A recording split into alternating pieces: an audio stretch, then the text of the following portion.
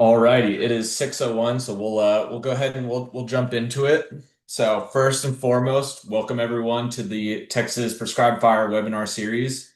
Today's session is titled How to Avoid Trouble, Risk, Liability, and Decision Making on Burn Day.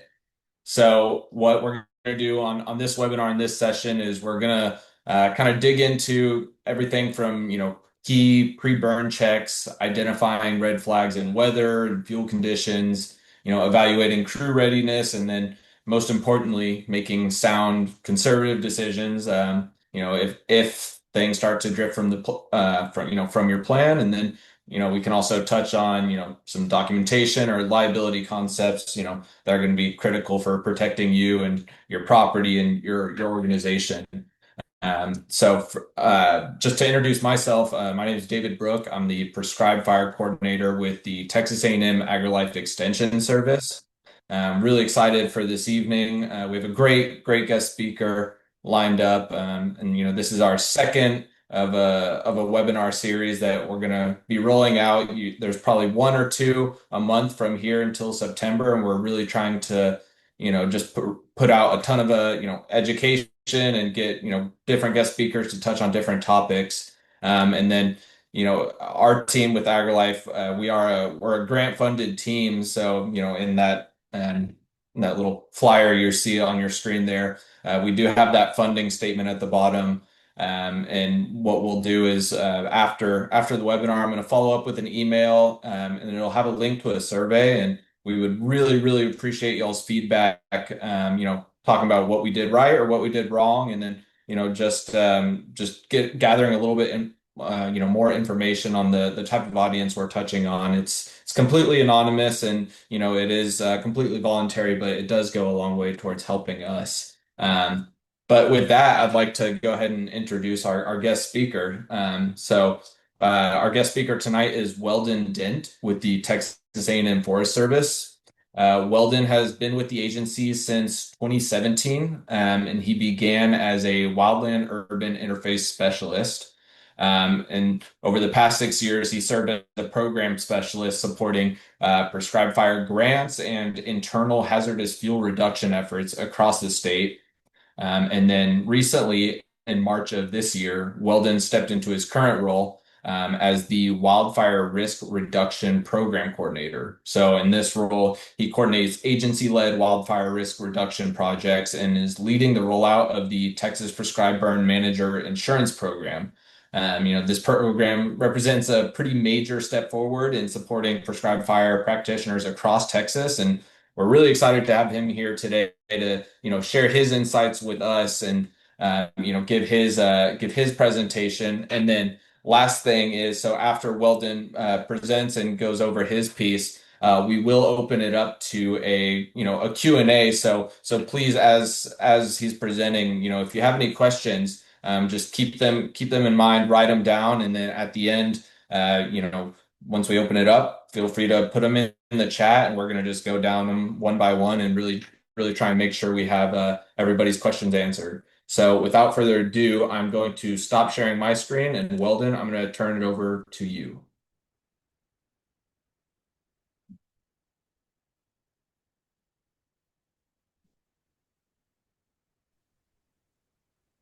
Thanks, David.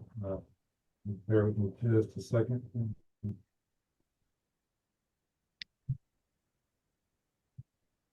right, let me turn up my volume. Can you see my screen? Yes, I can see it. Okay. So apologies in advance. This is going to be a little bit abbreviated and maybe a little generic for some situations. We usually go into this half-day presentations.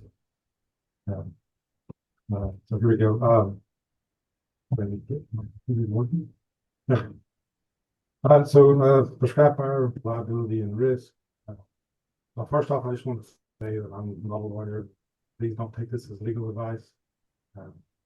This is based off the best information that we have and how we explain this to our cooperators. So at a glance, risk and liability often get used interchangeably, but it's important to understand that they're not the same. The distinction really matters in decision making. especially when we're talking about prescribed fire or land management, or really any activity with potential for consequences. Um, so in general, just think of risk as what could possibly happen. We can mitigate risk, but we generally cannot eliminate it entirely. And then liability would be about the legal responsibility in the event that something does actually happen. So this would be your legal accountability, financial consequences.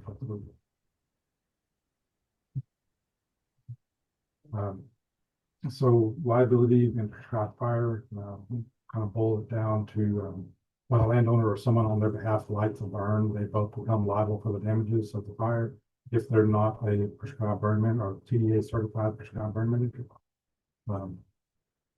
They become damaged with opposites. Sorry, they become liable for the damages of the fire and the smoke if they have not met the standard of care for the state. So in Texas, that standard of care by someone open burning is simple negligence, meaning that they must operate as a reasonably prudent person. And we'll define that here in just a moment. So there's Hey, some, Weldon, sorry to interrupt you, yes, sir, but would yes, you ma'am. mind just maybe speaking up a little bit? We've had a couple comments in Okay, the chat box that the volume's a little bit softer. okay. So, yep.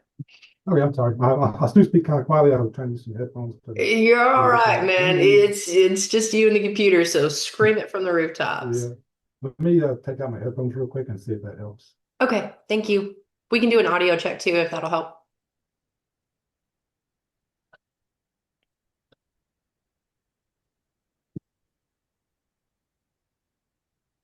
Okay, Weldon, you got me now? Yeah, I can hear you now. Can you hear me better? Maybe still a little bit muted. We got David in behind the scenes also trying to figure out how to raise it too. So, um, If there's an option on here to turn that up. okay.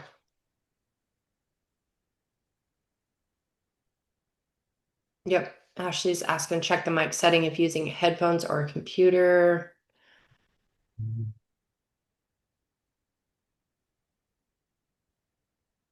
Good call, Ashley. Thank you.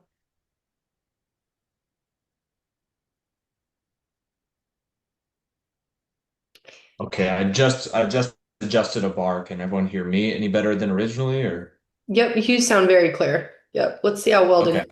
How's it sound for you, sir? Change my input. How does this sound? Mm, still a little bit muted. David, how about we click over to subtitles or a transcription service? That might help out a little bit too. Sure thing. Okay. Is All this right. going to be Yep, that's a little bit better, Weldon. We'll go ahead and we'll carry on, and I'll rudely interrupt you again if need be. um, okay, I'll try to speak up a little more, please. Sorry. Apologies. Okay. I do below. Okay. So like I was saying, without PDA prescribed burn management certification, when a landowner or someone on their behalf lights a burn on the property, they become liable for the damages for the fire and the smoke if they have not met the standard of vehicle activity. So in Texas, the standard of care by someone open burning is simple negligence, which means they must operate as a reasonably prudent person, and actions of a reasonably prudent person are defined by what is accepted by standard practice. And we'll get into that in a couple more slides. So there's some different rules and liability protections depending on the person's training, certification, and insurance. So unofficially, here's a few categories. TDA certified insured prescribed burn managers. This would be the most limited in their liability. We call these CIPBMs if you're not familiar with this. Certified insured prescribed burn manager can be a little bit of a mouthful. Um, So CIPBMs, their liability is capped at $1 million per occurrence and $2 million in aggregate, which is based on their insurance policy that they're required to carry as part of their certification. For CIPBMs, they limit the landowner's liability. So CIPBMs and the insurance company are the only ones who are liable for the damages from smoke and fire damages. They're also limited in the smoke liability, so they're limited to gross negligence for smoke over 300 feet.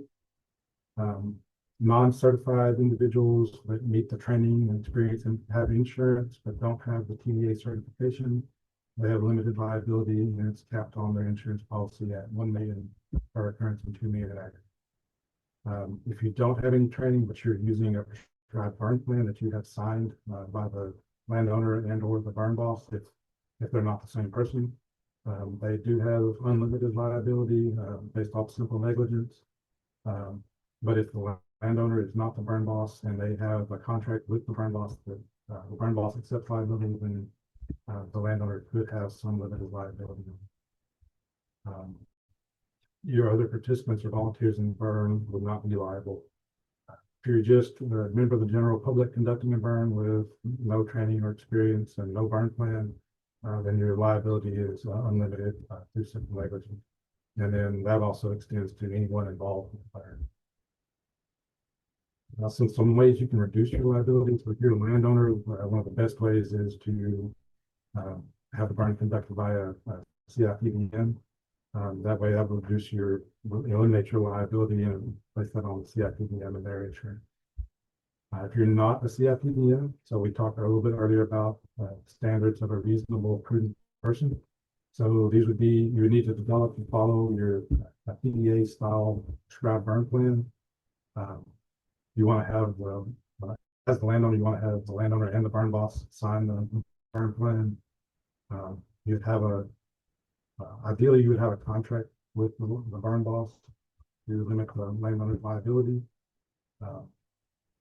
You would take a prescribed burn manager course, document any continuing education that you had or training, prior training, and then have an insurance policy that mirrors the CIPDM insurance policy of 1 million per occurrence and 2 million in aggregate.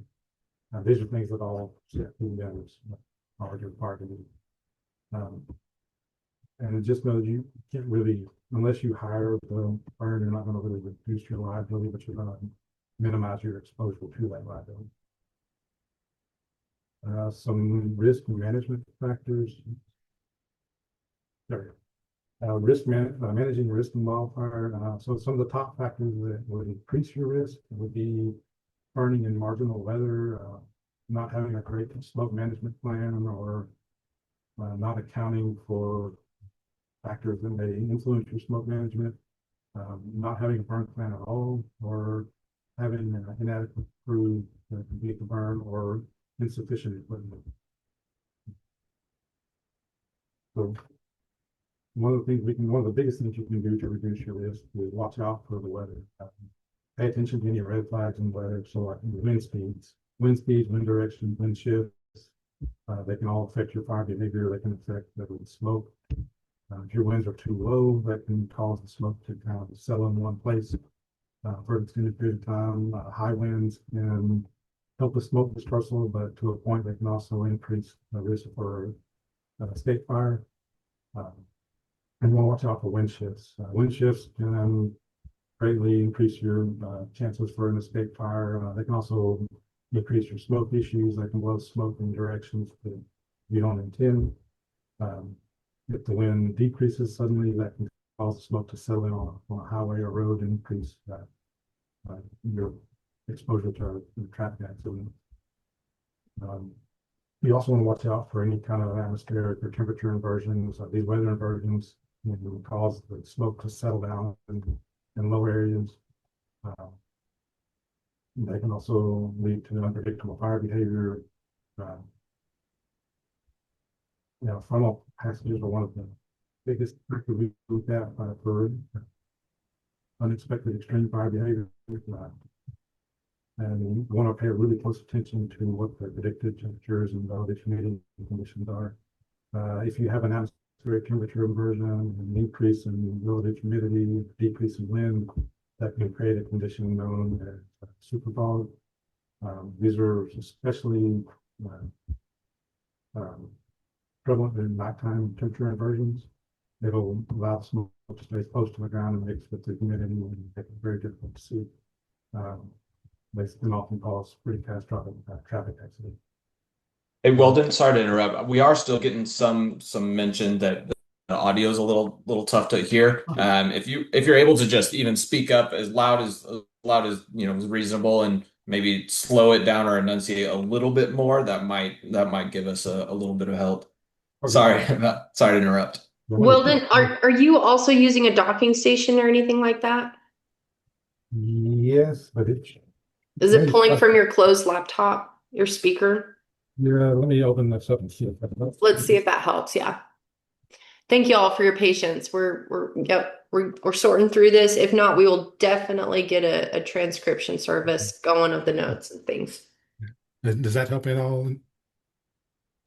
That sounds much better. A little Okay, bit better. Yeah. Yeah. I'll let me turn off my camera and I'll lean in a little closer to my computer screen. Maybe Yeah, that'll help. I'd say that's Thank about you. 50% better. Yep, quite a bit Okay. better. Jason's saying on the chat. Okay, cool. Okay, Thanks great. for the feedback, y'all. Appreciate it. Yes.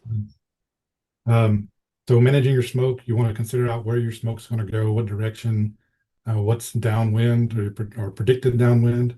That'd be like your main focus areas. And there are smoke models that you can use online that would help you predict that.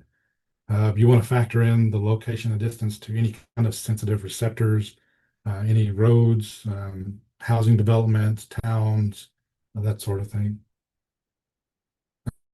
You want to make sure you have a great burn plan. So you want to document all your decisions in your burn plan, following best management practices, and then have contingency plans.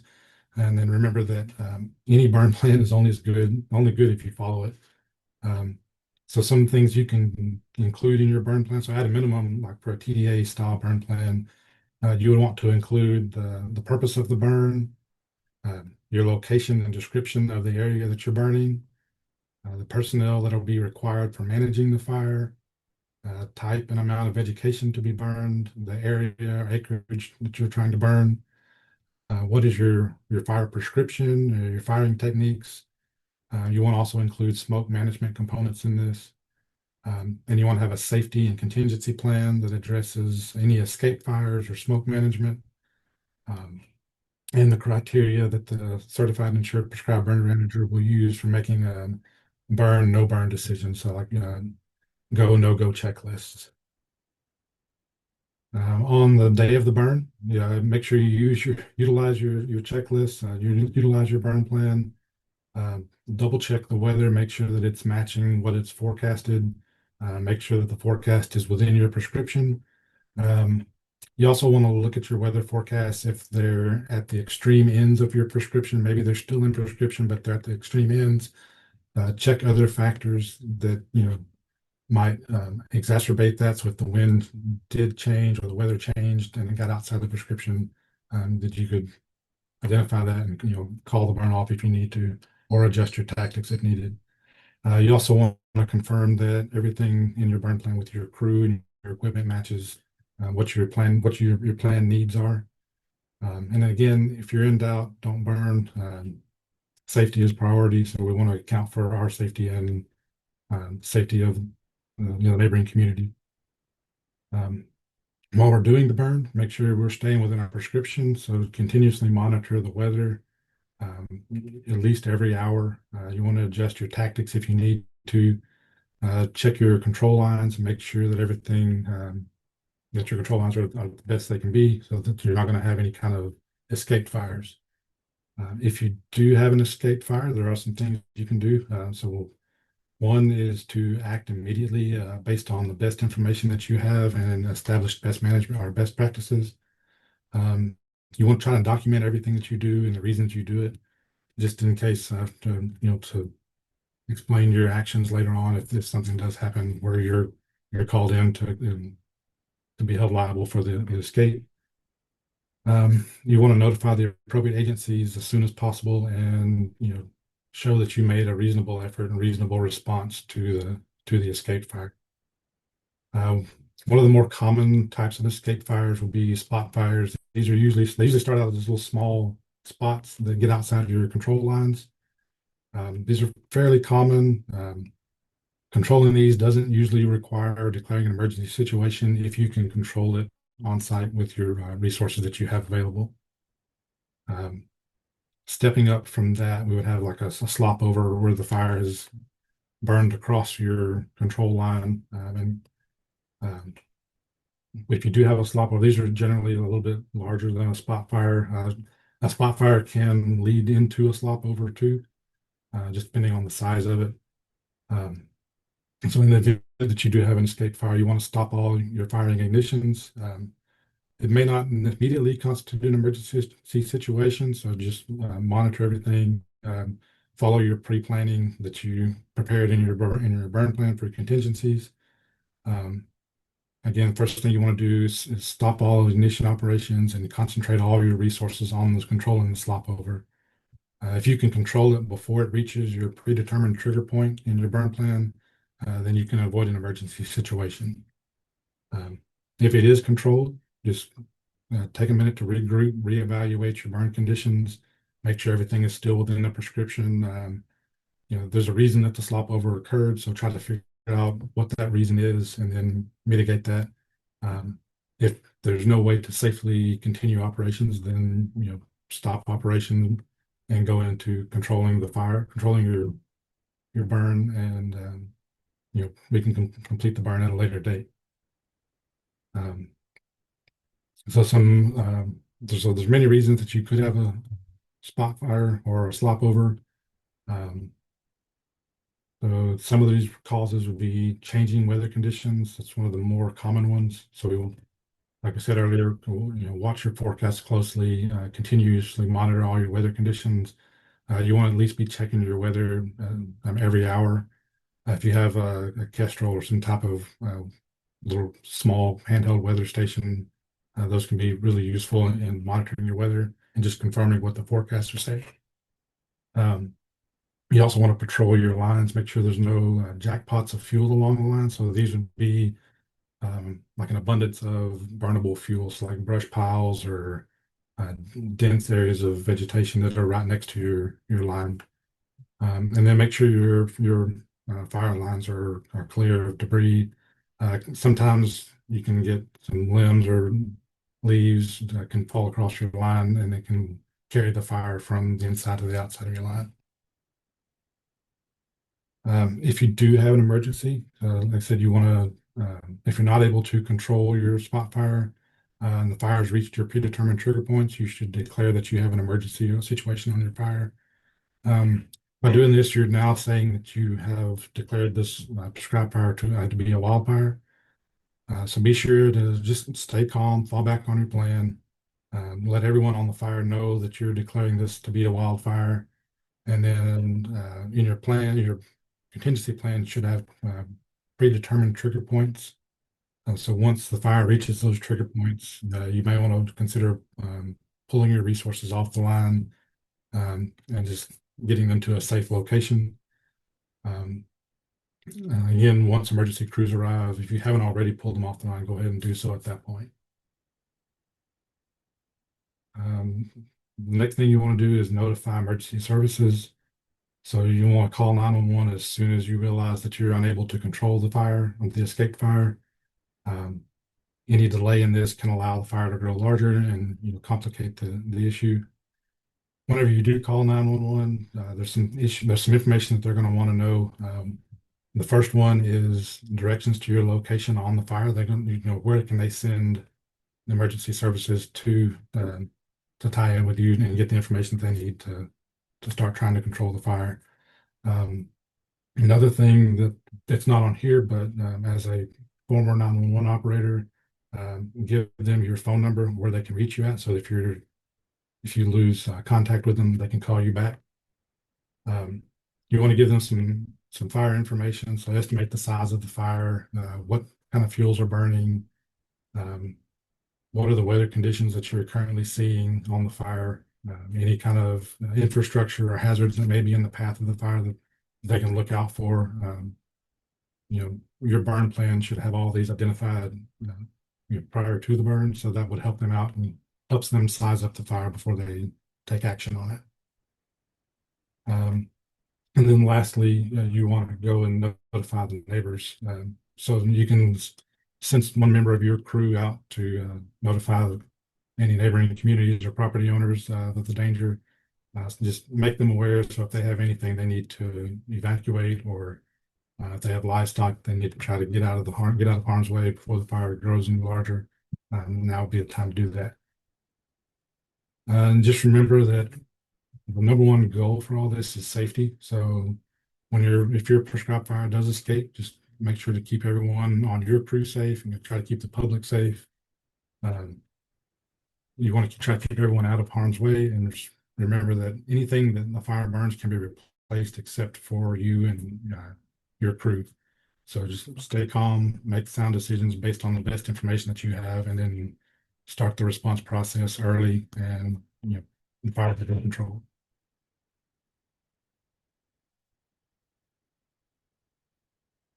Mhm.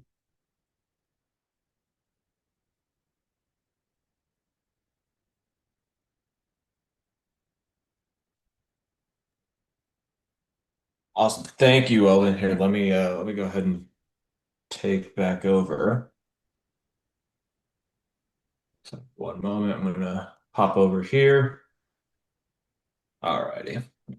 So now's a perfect time for people to go into the chat, ask any questions you have. I know we have myself, Weldon, Dr. Morgan Treadwell, and then several PBA members on the call, and just kind of a broad amount of experience across the board. So please ask questions, and I can get us started. I have one. So on a burn, I guess at what point do you think people hesitate too long to shut a burn down? And then, what helps make that call sooner? Um, I guess it depends on the conditions of it. I would say that a lot of people would, if the fire does, before it ever escapes, if you start seeing conditions where the fire is behaving erratically, or if it's not going, according to plan, that tends to be where people will delay stopping the burn. Um, Usually, once it gets out, when it's kind of too late at that point, that you realize you need to shut it down, so it can get shut down pretty quickly after that. But the factors leading up to that are kind of where people would hesitate more. Right. All right. We have a question in the chat from Dr. Treadwell. It's how much is it encouraged to secure additional resources ahead of time, like aerial support? Um, that would really depend on the responding agencies. Like for Texas A&M Forest Service, when we're responding, um, depending on the weather conditions, if we are seeing elevated wind conditions, then there's a strong likelihood that we would request aerial support before we even get to the fire. Um, Sometimes the responding uh, fire departments would even request that we get aerial support on the way before we even get there, or whenever they call us. So I'm sorry, I'm jumping ahead a little bit. The way Texas A&M Forest Service responds to a wildfire, we respond whenever we're requested by the local fire departments.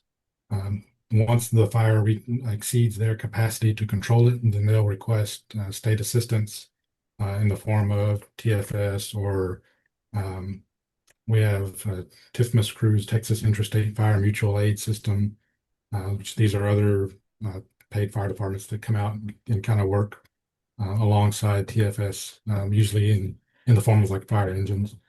Um, but whenever the locals are requesting assistance, that it's they're saying the fire is beyond their capacity, they'll usually state their needs and give a kind of a size up to the responding agencies. At that point, then we would request aerial assets on the way to the fire. Otherwise, it would be once the responders get there and the incident commanders, you know, see that aerial resources are needed, then they would request it then. And what does that look like? So let's say a fire escapes, and it, goes past the local volunteer fire department, goes to the, Forest Service, and they do it. What's kind of the follow-up, maybe after that fire is put out, what's that follow-up look like with the landowner or the burn boss? Is that, the investigators with the Texas A&M Forest Service working with him, or is that, fire marshal, sheriff's office? What does that look like? Yeah, really all of the above or any of the above. Um, so we do have fire investigators that will come out and investigate the fire in the event that we suspect there might be any legal ramifications for a fire getting like if the fire crossed property lines, that would be one thing, or burn ban, if there's burning during a burn ban. There are situations where a certified insured prescribed burn manager can burn during a burn ban legally. For most of the general public, the burn ban is a burn ban. Um, if the I guess the first officers out there would be the local sheriff's department or fire marshal.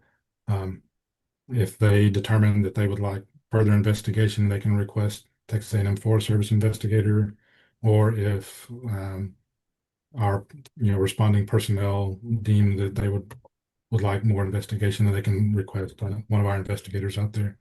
But really, it could be any of the three. Typically, during a burn ban, it would be the county sheriff's department that would be enforcing that. So they would be issuing a citation if necessary for the burn ban. And then question in the chat was kind of talking about the transitioning from, burn boss to wildfire response with Forest Service. So the question is, are you still relying on prescribed burn resources and that local information? Or will local VFD, assume the incident command roles? Um, so typically, as far as incident command, it would be something either in conjunction with the local responding agency, like the VFD or fire department and TFS. Sometimes the local VFD will pass over command to TFS. Um, we do greatly appreciate the information and assistance from the prescribed burn crews. Um, in the past, we have had training for um, like prescribed burners that would help them assist us with, controlling the wildfire on this new uh, insurance risk pool that we're rolling out. Hopefully later, well, hopefully we'll be rolling out later this year. Part of that bill includes training for CIPBMs to help with wildfire suppression. So that is a course that we've put together that will be it's a requirement for the insurance policy, but it'll be open to anybody that wants to take it. And it's really just an abbreviated course on how we respond to wildfire and some basic tactics on it, and then how to communicate with responders.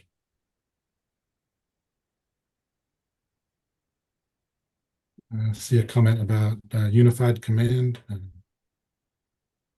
Yeah, so unified command definitely. That's so like I said, that would be whenever we're TFS, local VFD, landowners, the prescribed barn boss. They can all be part of that unified command system. Mhm. And then another question.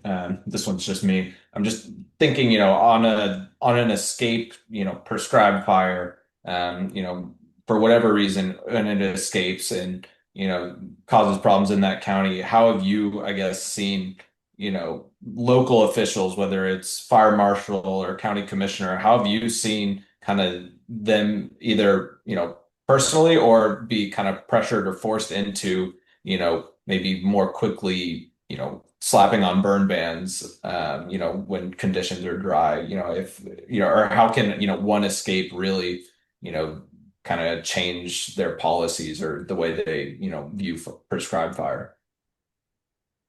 I haven't really seen that too much. I mean, we do talk to the county judges. Um, we don't have like as an agency, we don't have any input on when a burn ban is enacted. That's all enacted at the local level. We do report it, um, trying to get the information, get the information that a burn ban is in place out. And we will answer questions for the locals if they um, if they have questions about the weather or, should they enact a burn ban, we can give them information on elevated fire conditions and things like that.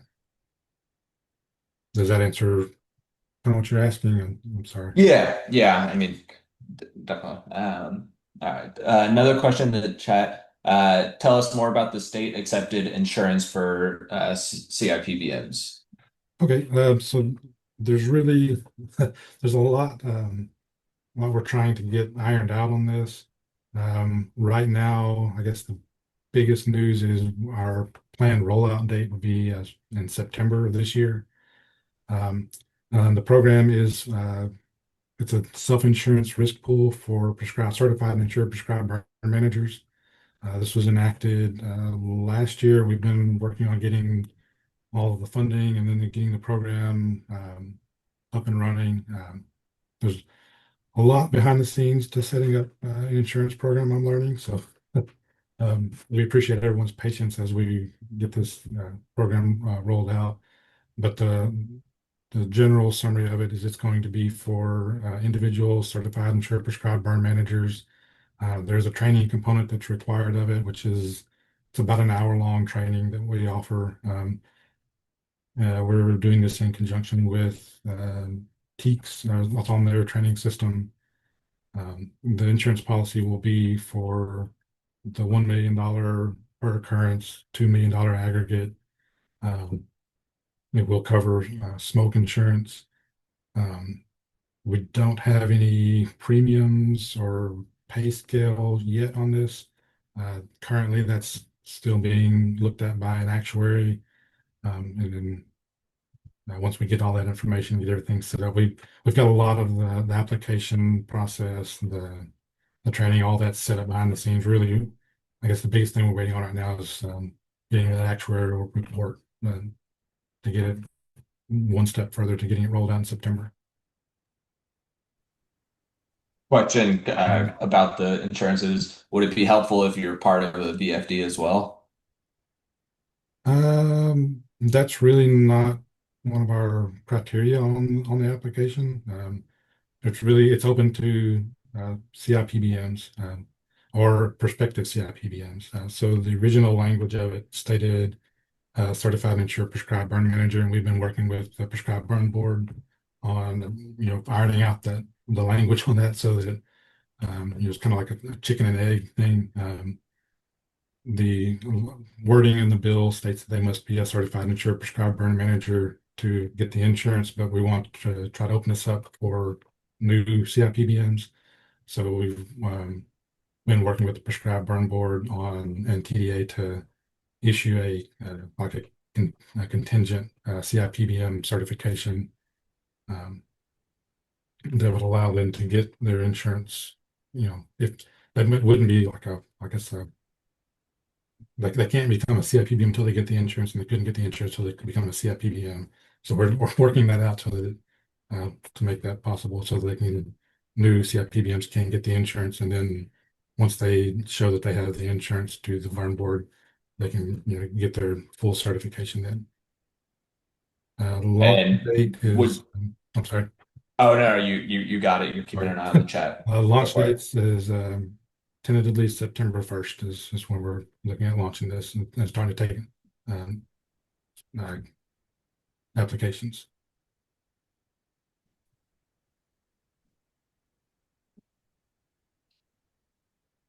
Well, then regarding that application, is there any kind of like draft form that we could see so we could prep our guys or prep our potential applicants ahead of time?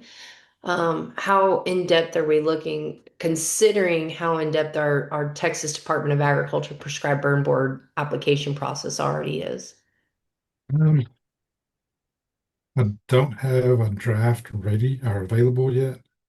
Um, but really, it's not going to be that difficult. It's just mostly, it's like you're applying for any other insurance. Um, there's a little bit more to it, because we have the training, the legislative requirements of the bill, so the training requirements. You'll have 60 days to complete the training once your application's approved.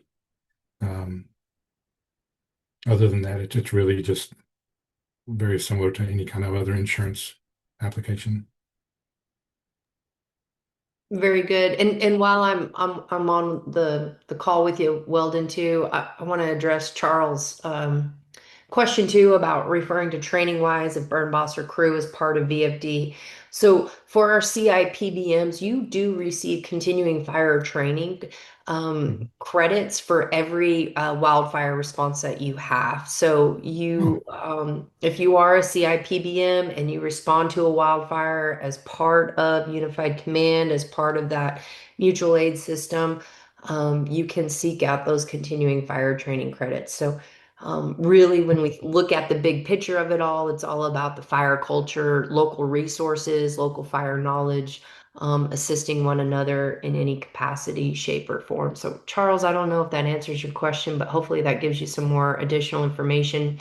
When we look at VFDs, and we look at the crews, it's, whether you're on a prescribed fire crew or a wildfire crew, it's all fire, in one step or shape or way or form or another. So, I really think that's a potential avenue that we're investigating, and then also investigating as well as how can we improve efficiency and then local responses across the grid as well too. So good question.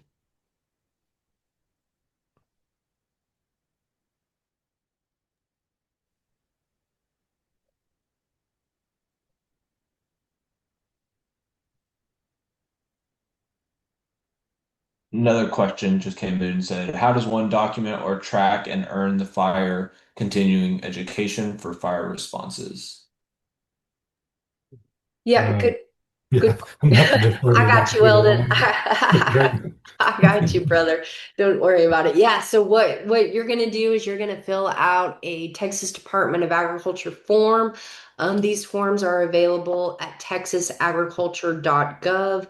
If you go to our forms, you're going to be looking for the CO2 excuse me, the PBB 607 form, and that is the continuing fire training form. Okay. And that form will basically certify you as for that wildfire response credits. You're going to need to work with a lead burn instructor on those. But typically, what we see is a lead burn instructor will collaborate with whoever is incident commander of that wildfire, just to get the details of what that wildfire response looked like, how you tied in with the crew, what roles you served, what equipment you brought. But then those continuing fire training credits would be available to you as that CIPBM. So pretty amazing foresight that our founding fathers of the Texas Prescribed Burning Board had when looking at these rural communities, looking at our certified and insured prescribed burn manager program, and how can they assist with volunteer fire departments, and how they can assist with that initial response and local resources, as well as capacity too. So those forms are all available in the link that Kara just provided in the chat box. So make sure you work with a lead burn instructor though on those, and those lead burn instructors are also available at the texasagriculture.gov website as well too. Great question, sir. Thank you. And there was another question from Chad. Sorry, I missed the original one. Has there been any discussion around a tiered CIPBM system wherein you are certifiable post-class and burn day?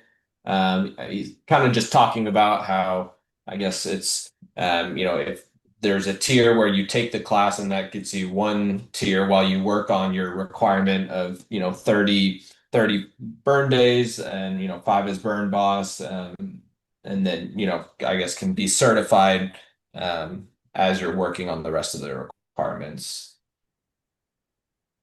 Yeah, so I'll go ahead and just answer this one too, provide my 2 cents.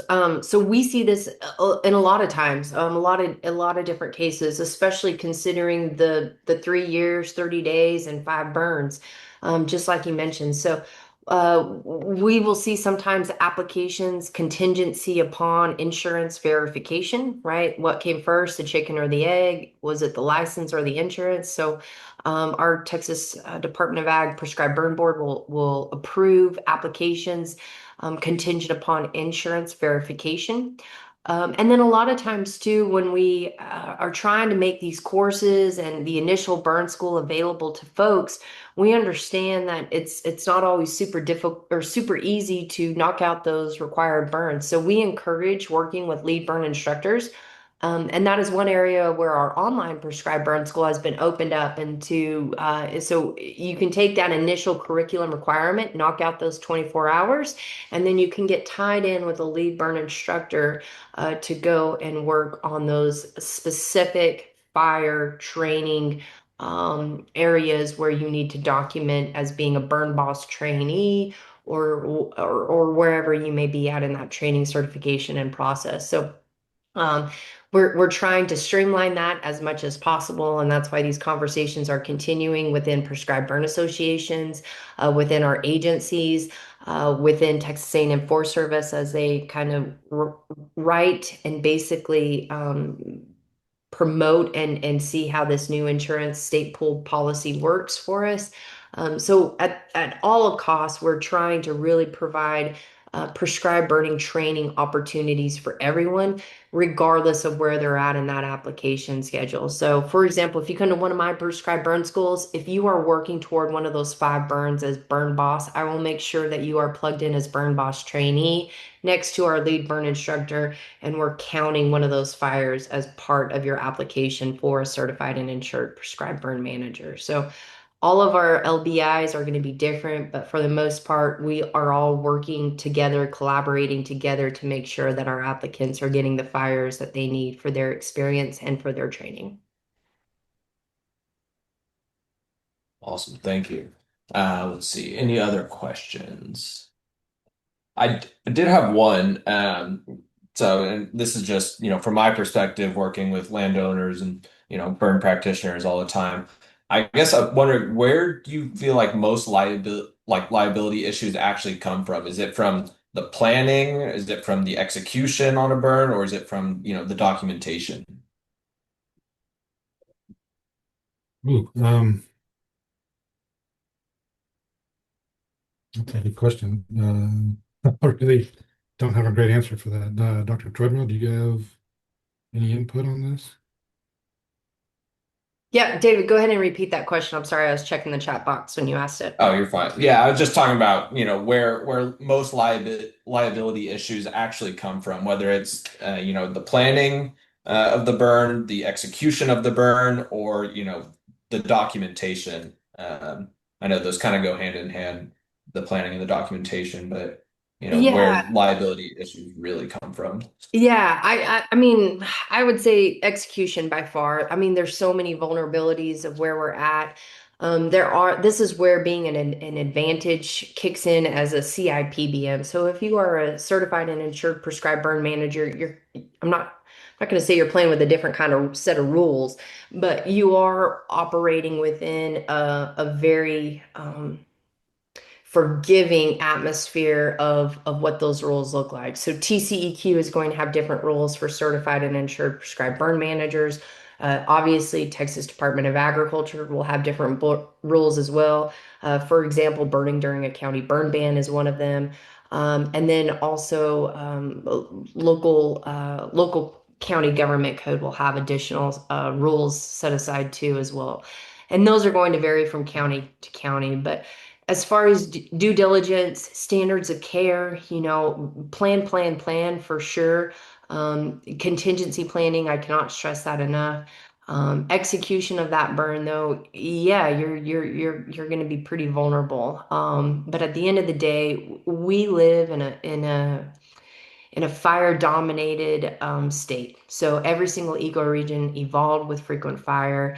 And I think we need to remember that as responsible prescribed fire practitioners. The more good smoke, the more prescribed fire we put up into the air, the more responsible and insured prescribed fire there is for the future. So every part of planning a prescribed fire should make you nervous. You should run through different hypothetical scenarios. What if my wind shifts? What if there's a cold front that comes through earlier than anticipated? All of these different kind of sand table exercises are crucial. And that's why contingency planning is so important. Getting to know your local officials, your local resources, tied in with your volunteer fire department is huge.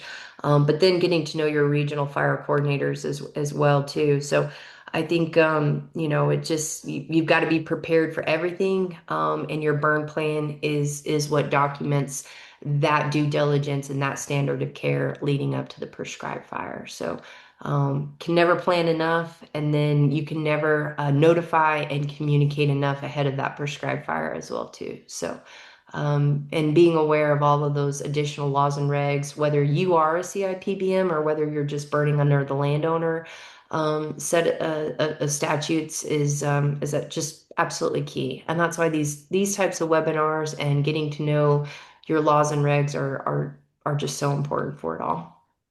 Good question, David. It was a loaded question, so you did a great job. We had another comment and question in the chat. So this one's for the 5 burn boss experiences. Do those fires have to be conducted under the supervision of a lead burn instructor or licensed burn boss, or can they be conducted and documented, confirmed in other ways? Okay, so in order for those 5 burn boss experiences to be documented as part of your certified and insured prescribed burn manager license, absolutely. There's a specifics laid out in the application for that certified and insured prescribed burn manager, and I'll have Kara go ahead and put that link into the chat. It will inclusively say you must include this, this, and this as part of those 5 burn plans and 5 burn boss experiences that you attach to your application. You're going to do kind of a mini AAR after action review. What went wrong? What could I have done differently? What did I learn most importantly from this fire? And how am I going to apply that into future fires? So those 5 burn boss experiences are so crucial to your CIPBM application. In fact, anybody who comes through my burn school in person or online, I tell them that I want to make sure that when your application goes up for purview to the burn board, I want to double check and I want to review it. I want to make sure that all the T's are crossed and all the I's are dotted, and that you are as detailed as you possibly can be in those 5 burn boss experiences, those 5 burn plans, and those 5 after action reviews. They do not need to be under the supervision of a lead instructor, but a lot of times those successful applications will say this burn plan is written in mentorship or of a burn boss trainee trainer type experience. So and so oversaw this application or reviewed this application. A little bit of that goes a long ways. Remember, those lead burn instructors are responsible for teaching the core curriculum that the certified and insured prescribed burn managers need to know of. So, as much documentation as you can supply. We want to see burn unit maps. We want to see smoke management, smoke projection type maps as well too. But most importantly, in that after action review, we want to see full, complete sentences. We want to see how you're going to take what you learn and apply it to the next fire, because on every single fire, you should be learning. You should be thinking about what you could have done differently to make things more effective relative to goals and objectives in your burn plan, or more safe in general. So great question. I'll go ahead and tackle that next one too, David. Is there any way NWCG qualified firing bosses can be applied to become a CIPBM? Absolutely. This is a reciprocity agreement that we do have. So if you are NWCG qualified, specifically as prescribed fire burn boss type 2, you will meet those qualifications. We do need to see your training history, and the printout of all the classes that you have had leading up to those task books that are open or that qualification that you do have. So absolutely, we understand and recognize how capable and qualified NWCG qualifications are, and we recognize that in our TDA program. Great question. David, I'll turn it back over to you. Perfect. Thank you. This one for Weldon, Morgan, anyone who wants to jump on it, but what are the most common mistakes that lead to a fire escape? Uh, yeah, so for the ones I've been involved with, weather conditions have been a huge factor. Either changing weather conditions or burning at the extreme end of your weather prescription on your burn plan. Um, Weather changes throughout the course of the burn, so not staying on top of the weather changes and adjusting your tactics for calling the burn when you need to. That would be the biggest mistakes that I've seen. Other ones would be, poor line prep or just not having, not patrolling your lines well, or not having sufficient people to monitor and respond to the burn. Yeah, absolutely. I think the first thing that came to mind when I saw that question was also just, not having a good idea of what, the fuel moisture is, where you can, on the right days you can have a line of juniper be a sufficient, break that's not going to go up, but on another day, that's kindling. And same thing on your burn lines. If you're thinking a green line, isn't going to burn through, you've seen even in growing season burns where it will, quickly cross that line if there is, continuous fuel. So I think, yeah, like Weldon said, weather, and then yeah, fuel moisture and line prep. I think all three of those, major factors. Yeah, that's kind of a good conversation starter is like, what did you learn when you lost your fire, right? And I'm sure John Weir would put in his 2 cents and he's gonna whittle it down to growing season fire versus dormant season fire. And believe it or not, I think I'm drinking John's Kool-Aid a little bit here. Those dormant season fires make me nervous. They really do, just because of the huge frontal activity that we get in Texas during that time of the year. Those fronts move in much quicker than usual, or than anticipated. You're dealing with really flashy dormant fuels. And our falls and winters here for the last, I don't know, 10 years, it feels like we've experienced very little precipitation, very little winter precipitation. And so those dormant fuels are just like napalm right now. You get those major wind events, and not everything's going to be like the panhandle, but it just burning during the winter, during that dormant type fuel setting, especially for our warm season grasses, always, always, always makes me nervous. During the summer, during that growing season prescribed fire window, I know it's always going to be hot, dry, and windy, and winds most likely out of the south. So I always feel a little bit more confident during that summer season. But granted, there are other caveats and other kind of, um, considerations that you have to make with it. So making sure that that particular burn window or that particular fire meets your span of control is very, very important, given your people, given your experience, given your turnaround time on a water refill. All of those little things make a huge difference when you start seeing spots creeping up on you or intensifying. So well said, Weldon and David. I echo those thoughts tremendously. Awesome. Are there any other questions I might have skipped over in the chat? Going through it, I think we hit all the ones I've seen so far. But please, this is the time to put anything in the chat. If you have any thoughts or questions, now's the time.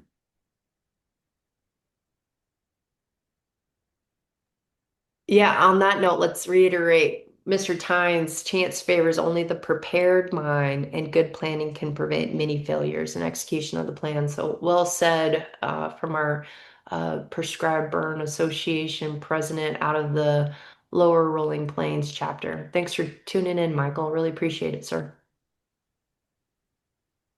Definitely. Well, if there are no more questions, then we can go ahead and wrap it up. I know Kara has sent the short and sweet survey in the chat. After this webinar wraps up, I will follow up with another email with a list of different resources, and then a list to our upcoming events and whatnot. But just want to say thank you to everyone for joining us. Hopefully this was valuable to you and you came away with, one or two good nuggets of information. And then lastly, I want to thank Weldon for taking his free time on an evening to speak with us and give some agency perspective that I know people are always interested in. Hopefully, hopefully you're not having Forest Service, responding to one of your fires, but it's good to hear that, and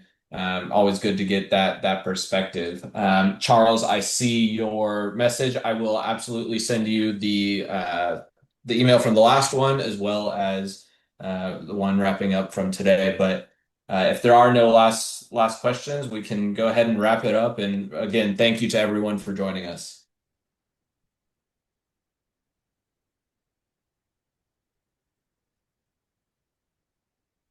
Awesome. Take care, everybody.